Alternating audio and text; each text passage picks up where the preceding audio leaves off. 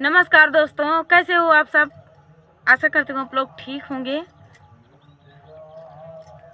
आज हम सुनाएंगे गर्मी आ गई है, गेहूं हो गया है और गर्मी अपने तेजी पे है। तो सुनाएंगे गर्मी का ही गीत, बहुत ही प्यारा गीत है। तो लाइक शेयर कीजिएगा, ज़्यादा से ज़्यादा शेयर कीजिएगा दोस्तों, और क्योंकि ये वीडियो वायरल हो जाए। तो चलिए देर न करते हुए सुनाते हैं आप सभी को ये प्यारा सा गर्मी का प्यारा सा गीत। गर्मी के हो दिन आए हमार पिया, गर्मी के दिन आए हमार पिया, गर्मी के दिन आए हमार पिया, गर्मी के दिन आए हमार पिया।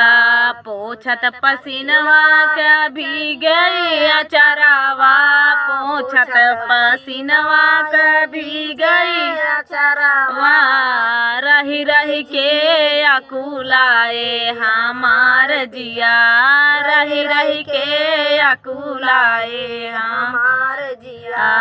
गर्मी के हो दिन आए हमार पिया, गर्मी के दिन आए हमार पिया।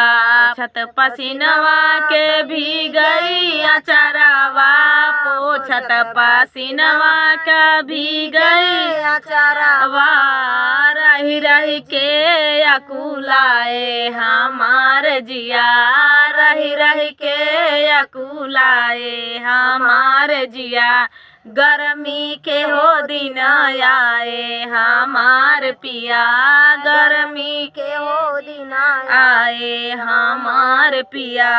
खड़ी दोपहरिया ना डोलाई बयारिया, खड़ी दोपहरिया ना डोलाई बयारिया, खड़ी दोपहरिया ना डोलाई बयारिया, खड़ी दोपहरिया ना डोलाई बयारिया।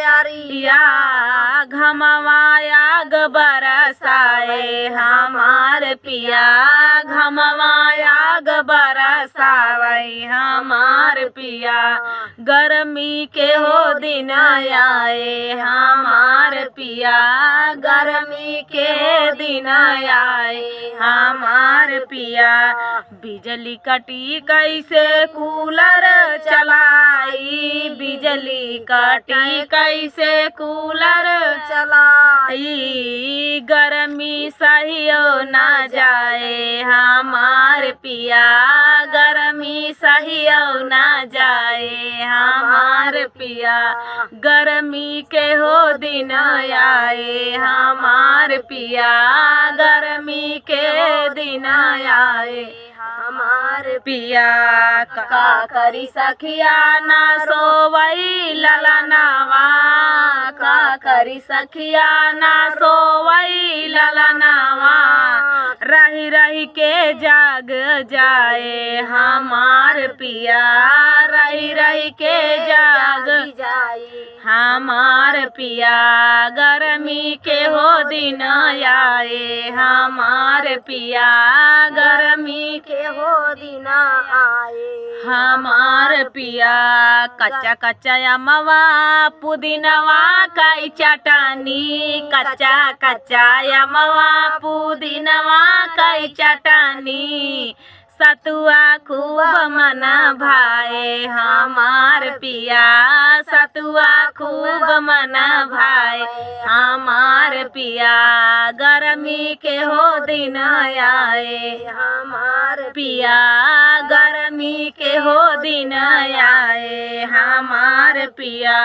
सजना हमारे है बहुत रंगीले, सजना हमारे हैं बहुत ही रंगीले, सजना हमारे हैं बहुत ही रंगीले, सजना हमारे हैं बहुत ही रंगीले, आइसक्रीम खिलाए हमार पिया, आइसक्रीम खिलाए हमारे पिया, गर्मी के हो दिन आए हमार पिया, गर्मी के दिन आए हमार पिया, गर्मी के हो दिन आए हमार पिया। तो दोस्तों ये प्यारा सा नाच गीत आप सभी को कैसा लगा कमेंट में बताना दोस्तों। मिलते हैं नेक्स्ट वीडियो में, तब तक के लिए नमस्कार।